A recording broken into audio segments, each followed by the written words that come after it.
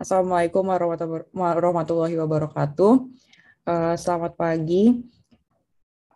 Perkenalkan, kami dari kelompok 4 ingin mempresentasikan mengenai simulasi eksaminasi publik terhadap putusan MK tentang uji formil Undang-Undang Ciptaker. Di sini bersama anggota kelompok yaitu Alisha Nadira, saya sendiri Amelia Rosem, kemudian Nadia Salsabila, Chandra Ardiansyah, dan juga Yohanes Bosco Yeriko. Yang pertama mengenai duduk perkara. Bahwa pemohon telah mengajukan permohonan bertanggal 15 Oktober 2020 yang diterima di Kepanitraan Mahkamah Konstitusi, kemudian selanjutnya disebut Kepanitraan Mahkamah, pada 15 Oktober 2020. Berdasarkan Akta Penerimaan Berkas Permohonan nomor 203 garis miring PAN titik MK garis miring 2020 dan dicatat dalam buku registrasi perkara konstitusi pada 27 Oktober 2020 dengan nomor 91 garis miring PUU Street 23 garis miring 2020 yang telah diperbaiki oleh para pemohon dengan perbaikan permohonan tertanggal 24 November 2020 dan diterima di Kepanitraan Mahkamah pada 24 November 2020. Ia menguraikan hal-hal sebagai berikut. Menurut Mahkamah, jika tolak ukur pengujian formil harus selalu berdasarkan pasal-pasal Undang-Undang 1945 saja, maka hampir dapat dipastikan tidak akan ada pernah pengujian formil karena UUD 45 hanya memuat hal-hal prinsip dan tidak mengatur secara jelas aspek formil prosedural. Padahal, dari logika tertib tata hukum sesuai dengan konstitusi, pengujian secara formal itu harus dapat dilakukan. Oleh sebab itu, sepanjang Undang-Undang Tata Tertib Produk Lembaga Negara dan peraturan perundang-undangan yang mengatur mekanisme atau formal proseduralnya. Padahal dari logika tertib tata hukum sesuai dengan konstitusi, pengujian secara formal itu harus dapat dilakukan. Maka sepanjang perundang-undangan yang mengatur mekanisme atau formal prosedural itu mengalir dari delegasi kewenangan, menurut konstitusi, maka peraturan perundang-undangan itu dapat dipergunakan atau dipertimbangkan sebagai tolak ukur atau batu uji dalam pengujian formil.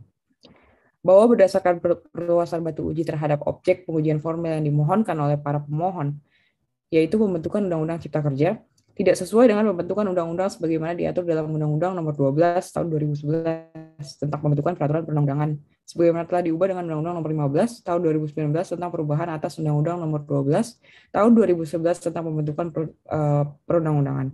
Kemudian selanjutnya disebut Undang-Undang Nomor 12 Tahun 2011.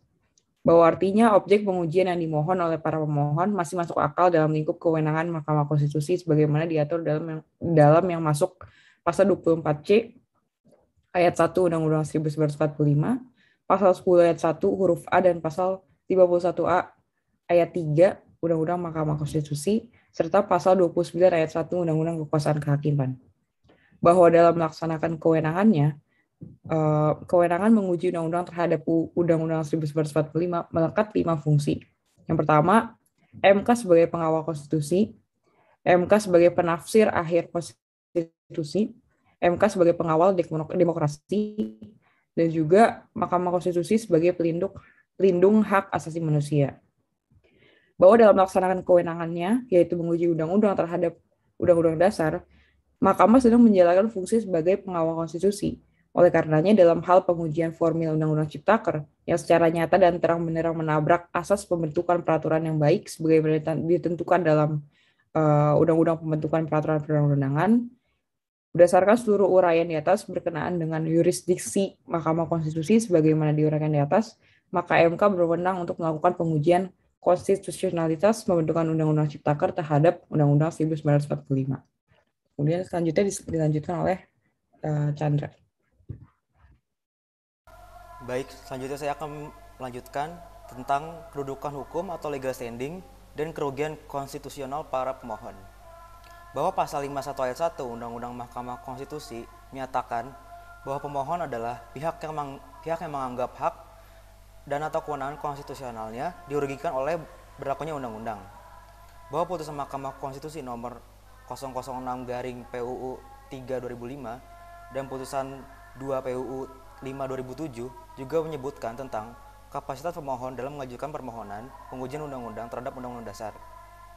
Bahwa selanjutnya, untuk memenuhi syarat kedudukan hukum sebagaimana dimaksud pasal 51 ayat 1 Undang-Undang Mahkamah Konstitusi, perlu dijelaskan bahwa pemohon 1, pemohon 2, pemohon 3 masuk pada bagian persyaratan sebagai perseorangan warga negara Indonesia sebagaimana diatur pada pasal 51 ayat 1 huruf A Undang-Undang Mahkamah Konstitusi. Sementara terhadap pemohon 4, pemohon 5, dan pemohon 6 masuk pada bagian persyaratan sebagai badan hukum sebagaimana diatur pada pasal 51 ayat 1 Undang-Undang Mahkamah Konstitusi. Selanjutnya, untuk memenuhi kapasitas sebagai subjek hukum sebagaimana ditentukan dalam putusan Mahkamah Konstitusi nomor 6 PUU 3 2005 dan putusan nomor 2 PUU 5 2007 terkait kerugian konstitusional. Selanjutnya, kerugian konstitusional para pemohon. Bahwa untuk memenuhi syarat mendapatkan kedudukan hukum untuk menguji undang-undang, selain perseorangan warga Indonesia, para pemohon juga harus memiliki kerugian konstitusional sebagaimana ditentukan dalam putusan Mahkamah Konstitusi nomor 6 PUU 3 2005 dan putusan 2 PUU 5 2007. Bahwa dalam hal ini, para pemohon memiliki kerugian konstitusional yang dirugikan secara potensial dalam penalaran yang wajar dapat terjadi apabila diberlakukan Undang-Undang Cipta Kerja. Bahwa hak konstitusional para pemohon yang secara potensial dalam penalaran yang wajar dapat terjadi bahwa terhadap kerugian konstitusional para pemohon akan diuraikan satu persatu. Bahwa selain kerugian konstitusional, para pemohon sebagaimana telah diuraikan secara keseluruhan pada poin 9 di atas, menurut Mahkamah Konstitusi, terhadap penentuan syarat harus dipenuhi oleh pemohon dalam melakukan upaya pengujian formil suatu undang-undang terhadap Undang-Undang 1945. Syarat tersebut telah ditegaskan oleh Mahkamah Konstitusi dalam putusan nomor 27 PUU 7 2009, paragraf 3 sampai 9. Angka 1B halaman 663. Bahwa artinya khusus untuk pemohon 1, pemohon 2, pemohon 3 merupakan warga negara yang telah melaksanakan hak pilihnya sebagai pemegang kedaulatan tertinggi dalam pemilihan umum DPR, DPD, Presiden, dan Wakil Presiden dibuktikan dengan data pemohon 1, pemohon 2, pemohon 3 sebagai pemilih dalam pemilu 2019 yang dapat diakses dari aplikasi KPU RI Pemilu 2019. Bahwa terhadap kerugian sebagaimana dijelaskan dalam putusan MK nomor 27 PUU 7 2009 pada angka 10 di atas, perlu kami jelaskan bahwa dalam proses pembentukan Undang-Undang Cipta Kerja secara nyata dan terang benderang setelah diketahui publik dalam membentuk Undang-Undang Cipta Kerja, pembentuk undang-undang menggunakan cara yang menunjukkan tidak dilaksanakannya mandat wakil rakyat secara terbuka, fair, jujur, bertanggung jawab. Bahkan selama proses pembentukan Undang-Undang Cipta Kerja, pembentukan undang-undang melakukan prosesnya secara tertutup, tidak fair, dan banyak melakukan kebohongan publik, terutama pasca disetujuinya bersama RUU Cipta Kerja oleh DPR dan Presiden pada tanggal 5 Oktober 2020. Bahwa oleh karenanya, kembali kami ulangi, penekanan Mahkamah Konstitusi dalam putusan MK nomor 27 PUU 7 2009 di mana Mahkamah menyatakan tidak dilaksanakannya mandat wakil rakyat secara fair, jujur, dan bertanggung jawab dalam mengambil keputusan untuk membentuk suatu undang-undang atau suatu kebijakan lain. Maka setiap warga negara sebagai perorangan yang telah melaksanakan hak pilih sebagai pemegang kedaulatan di samping kualifikasi lainnya sebagaimana diatur dalam pasal 51 ayat 1 huruf A sampai dengan D. Menurut Mahkamah mohon memiliki kedudukan hukum untuk mengajukan permohonan uji formil karena merasa dirugikan secara konstitusional oleh pemegang mandat yang dipilih oleh pemohon 1, pemohon 2, pemohon 3, namun dalam pemilihan putusan tidak sesuai dengan mandat.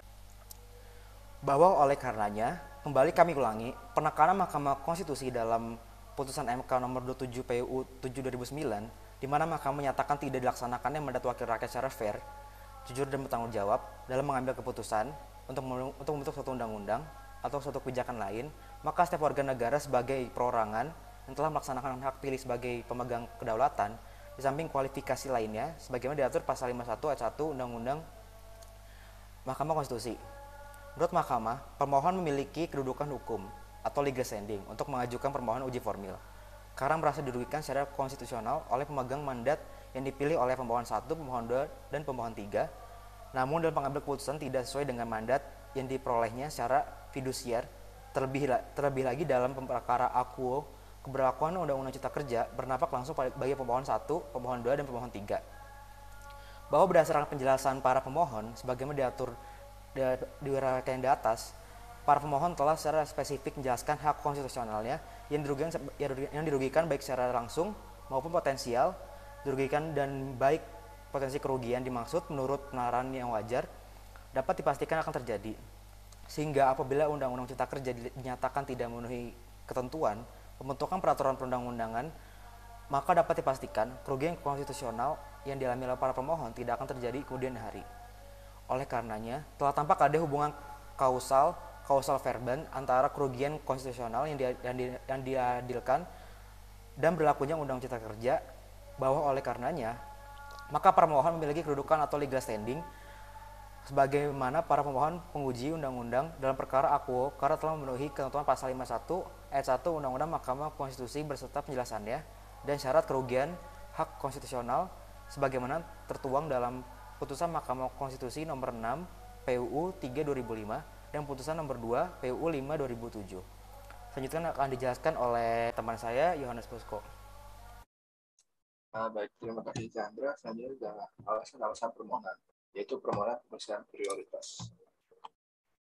Bahwa sebelum menguraikan alasan provisi, serta sebelum menguraikan lebih lanjut alasan-alasan pada pokok permasalahan, kami memohon kepada Mahkamah Konstitusi untuk melakukan pemeriksaan persidangan uji formil secara cepat in casu, memberikan prioritas penanganan perkara uji formil dengan alasan sebagai berikut. Pengujian formil di Mahkamah Konstitusi bertujuan untuk menguji pembentukan suatu undang-undang dalam memenuhi ketentuan pembentukan undang-undang dalam Undang-Undang 1945 atau tidak, yang dalam perkembangannya dalam putusan nomor 27 garis miring PUU nomor 7 tahun 2009 juga termasuk ketentuan pembentukan undang-undang dalam Undang-Undang nomor 12 tahun 2011 dan Tatip DPR. Artinya, pengujian formil memiliki perbedaan karakteristik dengan pengujian material, di mana terhadap putusan uji formil, Mahkamah Konstitusi akan menyatakan bahwa pembentukan undang-undang dimaksud tidak memenuhi ketentuan pembentukan Undang-Undang 1945 dan undang-undang tersebut tidak mempunyai kekuatan hukum mengikat. Oleh karena ada perbedaan karakteristik tersebut, Mahkamah Konstitusi memberikan tenggat waktu suatu undang-undang yang akan diuji formil ke Mahkamah Konstitusi, sebagaimana dituangkan dalam pertimbangan hukum putusan nomor 27 garis miring PUU nomor 7 tahun 2009 pada paragraf 3 halaman 92. Artinya, alasan Mahkamah Konstitusi memberikan tenggat 45 hari suatu undang-undang dapat diuji secara formil ke Mahkamah Konstitusi adalah untuk mendapatkan kepastian hukum secara lebih cepat atas status suatu undang-undang, apakah dibuat secara sah atau tidak. Sebab pengujian secara formil akan menyebabkan undang-undang batal sejak awal. Sementara, setidaknya sampai permohonan ini dibacakan pada sidang perbaikan permohonan pada hari ini, Rabu 24 November 2020, sudah banyak permohonan pengujian formil dan materi Undang-Undang Cipta Kerja. Bahkan, terdapat permohonan pengujian formil yang disatukan dalam satu naskah terhadap pengujian material Undang-Undang Cipta Kerja. Padahal, terhadap pengujian formil para pemohon sudah masuk pada sidang kedua dengan agenda perbaikan permohonan.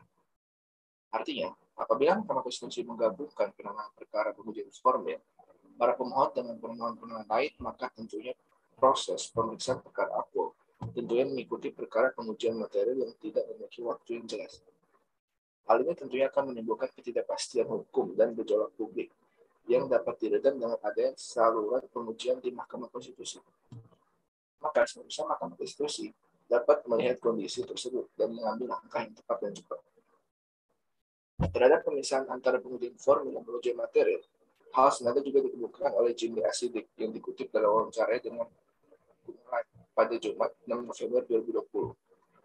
Jimli Asidik yang pada pokoknya berpendapat agar Hakim MK harus aktif dalam menangani uji Undang-Undang Cipta Kerja ini. Misalnya, saat ini ada pihak yang mengajukan permohonan uji formil dan materi sekaligus. Keduanya tidak saling mempengaruhi dan proses masing-masing. Lebih lanjut, Jimli Asidik mengatakan, hal tersebut merupakan dua hal yang berbeda. Kalau uji materi banyak sekali pasalnya, selesainya bisa berbulan-bulan. Sebaiknya diperiksa dulu uji formil, setelah itu uji material. Oleh karenanya, terhadap pengujian formil Undang-Undang Cipta Kerja ini, kami mohon kepada Mahkamah Konstitusi untuk memberikan dan mengadili serta memutus perkara pengujian formil ini secara prioritas untuk menyelesaikan proses pemeriksaan dalam waktu 30 hari ke depan. mengingat bulan Januari dan Maret 2021, agenda Mahkamah Konstitusi sudah masuk kepada penanganan perselisihan hasil pemilihan umum daerah atau PHPUD. Jadi, masyarakat kami kepada Mahkamah Konstitusi dapat memaksimalkan proses pemeriksaan pada bulan November dan Desember 2020 ini. Sehingga sebelum masuk pada agenda PHPUD, pemeriksaan perkara aku sudah selesai dan dapat diputus. Nah, selanjutnya adalah tentang pertimbangan hukum. Bisa next slide. Ya, selanjutnya adalah pertimbangan hukum. Menimbang bahwa berdasarkan pasal 24C ayat 1 Undang-Undang Dasar Negara Republik Indonesia tahun 1945, pasal 10 ayat 1 huruf A UU nomor 24 tahun 2003 tentang Mahkamah Konstitusi, sebagainya telah diubah terakhir dengan Undang-Undang nomor 7 tahun 2020 tentang perubahan ketiga atas Undang-Undang nomor 4 tahun 2003 tentang MK. Pasal 24 ayat 1 huruf A Undang-Undang nomor 48 tahun 2009 tentang kekuasaan kehakiman, Mahkamah berwenang antara lain mengadili pada tingkat pertama dan terakhir yang putusannya bersifat final untuk menguji undang-undang terhadap UUD 1945. Pasal tersebut tidak menjelaskan apakah kewenangan Mahkamah untuk mengadili pada tingkat pertama dan terakhir yang putusannya bersifat final untuk melakukan pengujian undang-undang terhadap Undang-Undang 1945 tersebut hanya pada salah satu macam pengujian saja, yaitu pengujian material atau formil. Ataukah kedua jenis pengujian baik pengujian formil maupun material? Undang-Undang MK dalam pasal 10 ayat 1 huruf A menyatakan Mahkamah Konstitusi berwenang mengadili pada tingkat pertama dan terakhir yang putusannya bersifat final untuk menguji undang-undang terhadap UUD 1945. Sedangkan pasal 51 ayat 3 menyatakan dalam permohonan pemohon wajib menguraikan dengan jelas bahwa A. Pembentukan undang-undang tidak memenuhi ketentuan berdasarkan UUD 1945 dan atau B. Materi muatan dalam ayat, pasal, dan atau bagian undang-undang yang bertentangan dengan UUD 1945. Demikian, menurut ketentuan pasal tersebut, Mahkamah berwenang untuk memeriksa, mengadili, dan memutus pengujian undang-undang terhadap UUD 1945, baik dalam pengujian formil maupun pengujian material. Menimbang bahwa oleh karena permohonan para pemohon agar pengujian formil undang-undang in kasu undang-undang nomor 11 tahun 2020 tentang Cipta Kerja, maka Mahkamah berwenang mengadili permohonan aku. Oke, selanjutnya akan dijelaskan oleh rekan saya Alicia. Silakan Alicia. Baik, terima kasih banyak. Selanjutnya adalah analisis. Dengan melihat adanya sikap pemerintah yang memandang UU Cipta Kerja masih berlaku, yang ditandai dengan tiadanya penundaan kebijakan strategis dan penundaan pembentukan peraturan pelaksanaan terkait UU CK, diperlukan sebuah penyikapan melalui penelusuran makna putusan MK dan memantauan pelanggaran putusan MK uji formil UU Cipta Kerja. Eksaminasi publik putusan MK, uji formil UU CK, menyimpulkan putusan MK jelas bahwa UU CK tidak berlaku. Dan jika tidak diberlakukan, akan menimbulkan akibat hukum. Tafsir berbeda dari pemerintah akibat dipergunakannya ruang kekuasaan dan produk hukum yang elitis yang menimbulkan gugatan atas moralitas dan integritas hukum penguasa. Dalam forum daring, Maria S.W. Sumarjono menyampaikan, saat ini pemerintah masih menganggap dan bertindak seolah UU nomor 11 tahun 2020 tentang Cipta Kerja masih berlaku. Sebab tidak ada putusan MK yang menyatakan untuk membatalkan pasal dalam UU Cipta Kerja. Yang berbunyi, pemerintah seharusnya tidak membaca amar putusan secara parsial, tetapi dipahami secara keseluruhan termasuk pertimbangan dan semua uraian. Pada sikap pemerintah yang dinilai acuh pada amar putusan MK, Hakim MK periode 2008 sampai 2013, Ahmad Sodiki, menegaskan bahwa secara umum, undang-undang dinyatakan tidak berlaku apabila sudah dinyatakan inkonstitusional, bersyarat maupun permanen oleh MK.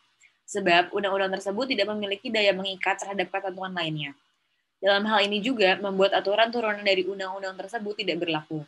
Misalnya saat MK menolak permohonan uji materi UU Cipta Kerja pada 15 Desember 2021 terkait peleburan Lembaga Ilmu Pengetahuan Indonesia atau LIPI ke dalam Badan Riset dan Inovasi Nasional atau BRIN. MK menolak permohonan tersebut dengan alasan objek pengujian.